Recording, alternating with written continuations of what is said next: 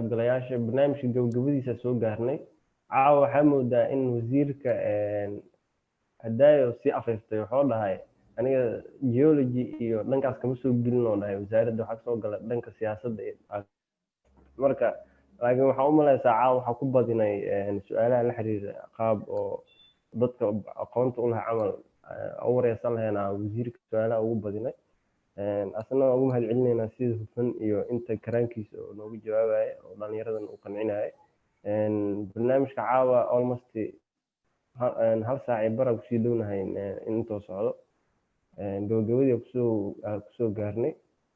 dhammaan inta oo waxa u cudur daaranaynaa oo su-aalaha oo tirada badan noo soo dirayaan haleeli waaye in wasiirka la weydiiyo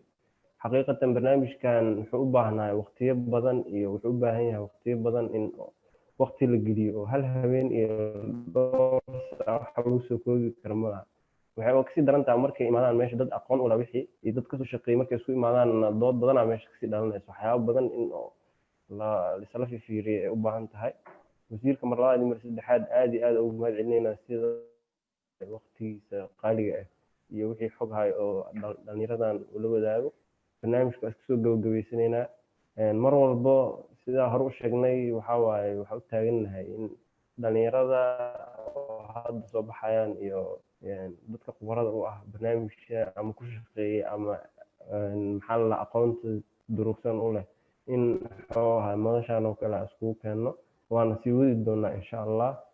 wasiirka kusoo dhaweynaa waxaa ka codsan lahayn hal iyo labo in dhalinyarada hadda ku jirta barnaamijkan ama geology barto in oo talooyin hal iyo labo siiyo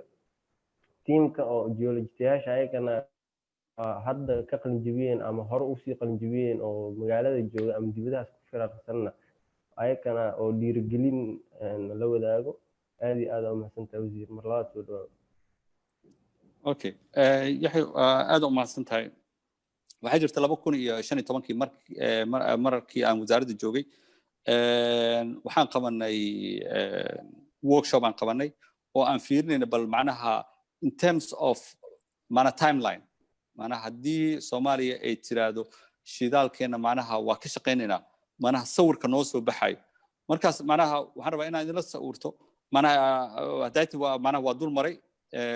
anuu ku adjust gareeyay macnaha ku toosiyay macnaha duruufahan hadda jiro macnaha 5 sano oo ka soo wareegtay sidoo noqona macnaha maantaas marka oo aan maapkaas aan sameeynay macnaha waxaan istusaynay in haddii la yiraahdo ilaa 2021 macnaha inaan gaarayno macnaha stage appraisal inaan gaarayno oo macnaha sanadka soo socda macnaha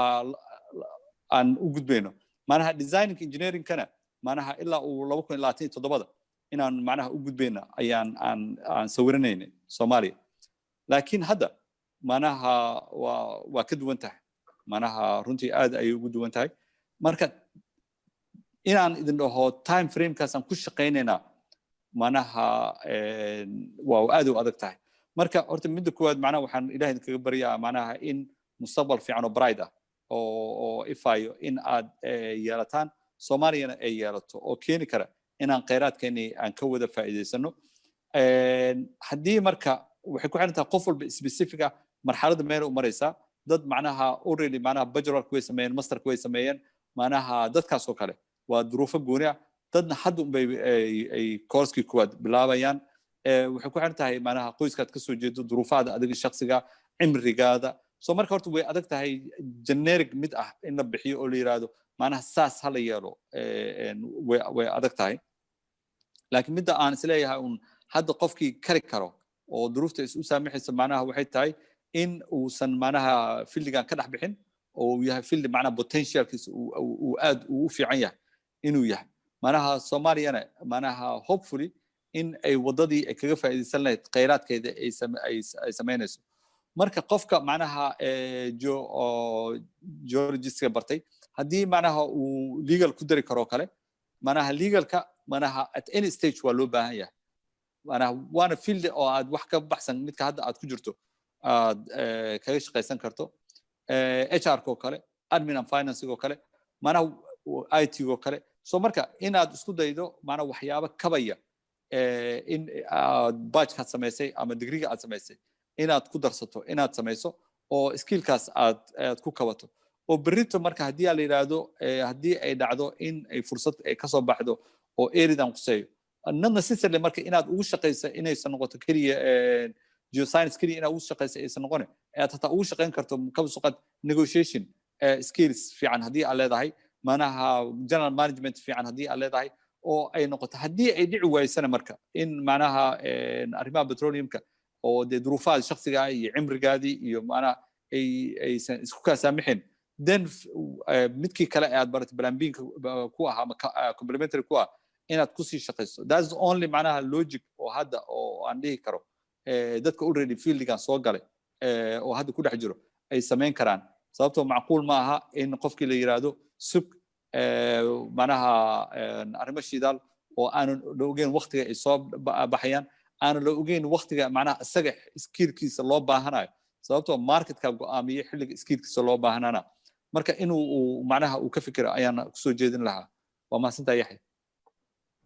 aad iyo aad aa wasiir u mahadsan tahay caawa waxaa jeclaan lahayn inaan meeshaan iskaga soo gabagabaysano mar labaad iyo mar saddexaad waxaa u mahad celinaynaa wasiirka waqtigiisa qaaliga oo noo huray iyo aqbalaada waxaan la codsiga ka codsan inuu kulan nala yeesho naga soo aqbalay waxaan rajeynaynaa in kulamo noocan oo kale oo aad u badan aan isku imaan doono wasiir insha allah idinkan aad u mahadsantihiin waqtigii aad soo hurteen si aad cilmi ugu faa'iidaysataan waxaan idin rajeynayaa in aad sidaan oo kale meelaha oo xogaha laga helayo wadanka iyo maxaa lahaa si fiican uga faa'iidaysataan khubarada oo sida wasiirka camal ahna oo xog ogaal ku ah barnaamijyada hadda socdo in ayagana ka faa'iidaysataan idinkana waxa aqoon oo dalalka joogtiin waxaa laga yaabaa dalal kala duwan inaad wax ka baranaysiin dal walbo shuruuc gooni uu leeyahay oo shuruucda la xiriirta macdanta shidaalka oo dalkaas leh inaad idinkana xooga saartiin ugu yaraan calaa aqal dalkaada markaa kusoo laabato inaad dhihi karto wadan hebel waxaasaa kusoo arkay marka insha allah meeshaas iskaga soo gabagabaysanaynaa caawa barnaamijka intaa ku xireynaa waxaan iga tegayaa